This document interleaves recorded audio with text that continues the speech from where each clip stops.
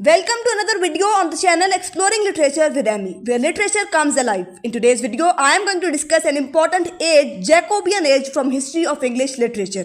So let's get started. Renaissance period जो 1500 में start हुआ और 1660 में एंड होता है, it is a period of 160 years which is subdivided into 4 shorter ages after names of the political rulers. Elizabethan age 1558 में start होकर 1603 में एंड होती है. क्वीन एलिजाबेथ वन इस टाइम पर रूल कर रही थी इंग्लैंड में. जेकोबियन एज 1603 में स्टार्ट हुई और 1625 में एंड हुई. देन इज कैरोलाइन एज जो कि 1625 में स्टार्ट होकर 1649 में एंड होती है.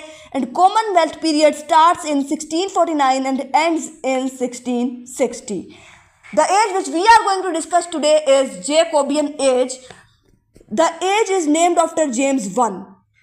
If the age is named after James I, then the name of the age should be Jamesian age rather than Jacobean age. Well, there is a reason.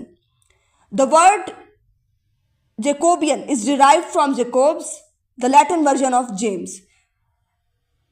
James के लिए Latin में जो word use होता है, that is Jacobs.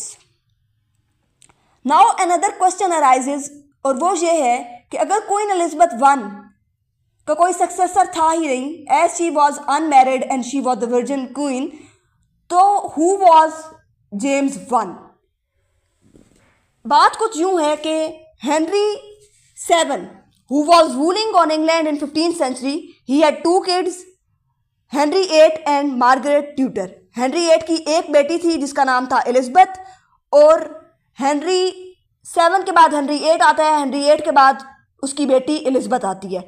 लेकिन जो Margaret Tudor है, she married James 4 of Scotland who had 2 kids, King James 5 of Scotland and Mary 1.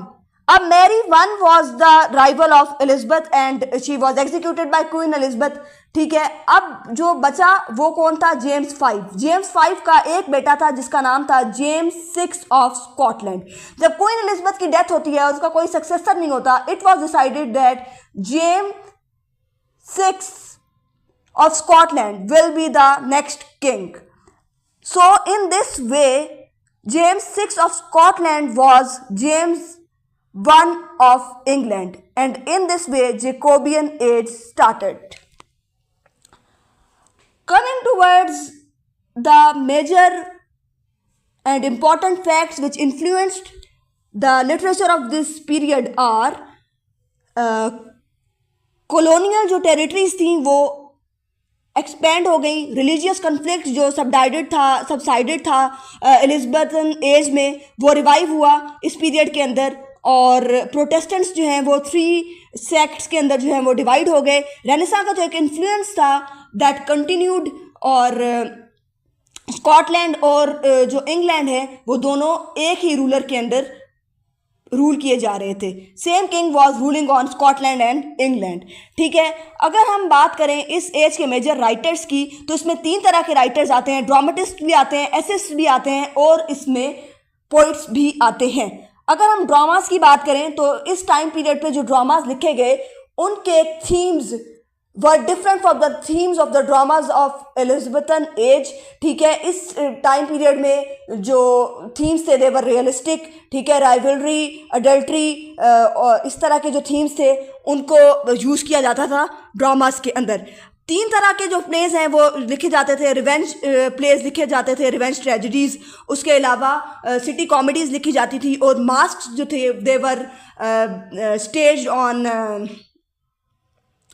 For the people who belong to the royal class, royal court, and for the aristocratic class. ठीक है, अब क्या हुआ कि जो major writers इस time पर हैं, जो मेजर ड्रामेटिस्ट हैं, अगर उनकी बात की जाए तो शेक्सपियर जो है, इन्होंने एलिजाबेथन पीरियड में ही लिखना स्टार्ट कर दिया था, लेकिन इन्होंने अपने 12 सीरियस प्लेज इस टाइम पर लिखे. इनमें से कुछ के नाम मैं आपके साथ शेयर कर देती हूँ. Measure for measure 1604, Othello 1604, Macbeth 1605, King Lear 1605.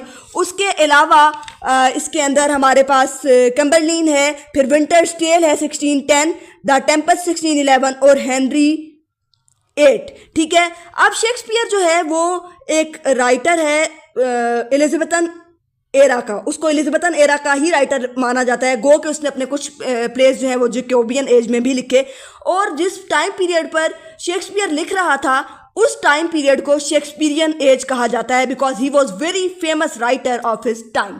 Next अगर हम राइटर की बात करें तो he was Ben Jonson. Ben Jonson ने भी एलिजाबेथन पीरियड में लिखना स्टार्ट कर दिया, लेकिन इन्होंने भी अपने फेमस प्लेस जो हैं वो इस पीरियड में लिखे। नेक्स्ट हमारे पास जो इनके प्लेस हैं जो इस पीरियड में इन्होंने लिखे, उनमें वॉल्पन, उसके अलावा द साइलेंट वुमेन और द अल्केमिस्ट वगैरह शामिल हैं। फ्रांसिस बेकन जो एक फेमस एसिस्ट थे, उन्होंने भी एलिजाबेथन पीरियड में लिखना स्टार्ट कर दिया था, but he continued his writing career during this age as well. और एडवांसमेंट ऑफ लर्निंग उनका एक फेमस वर्क है इस एज का। उसके अलावा Novum Organum 1620 and some new essays were added to the new edition of his essays जो कि 1625 में पब्लिश हुआ था। किंग जेम्स वन, जिसको वाइजेस्ट फूल भी कहा जाता है, उसने बाइबल को इंग्लिश में ट्रांसलेट किया था 1611 में।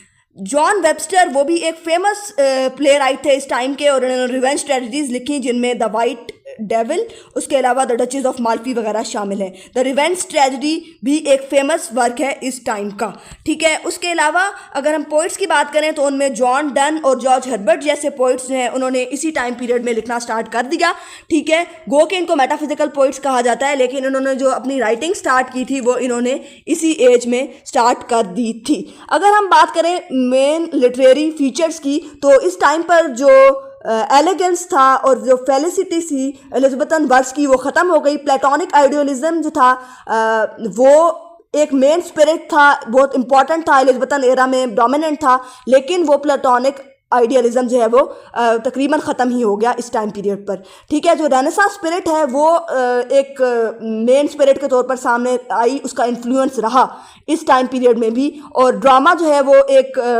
डोमिनेंट लिटरेरी जॉनरा के तौर पर इस पीरियड में भी मौजूद रहा।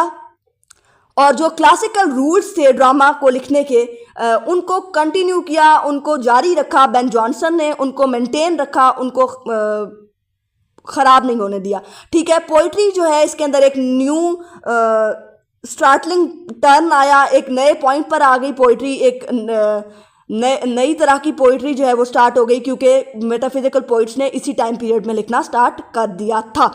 इंग्लिश लैंग्वेज जो है वो मज़ीद डेवलप हुई, उसके अलावा मास जो है वो इनोवेट हुआ, जैसे मैंने पहले आपको बताया। उसके अलावा जो सटायरिक आर्ट है वो इसी टाइम पीरियड पर स्टार्ट हो गया था। So this was all about Jacobean age. I hope it's clear. Like and share the video and don't forget to subscribe the channel.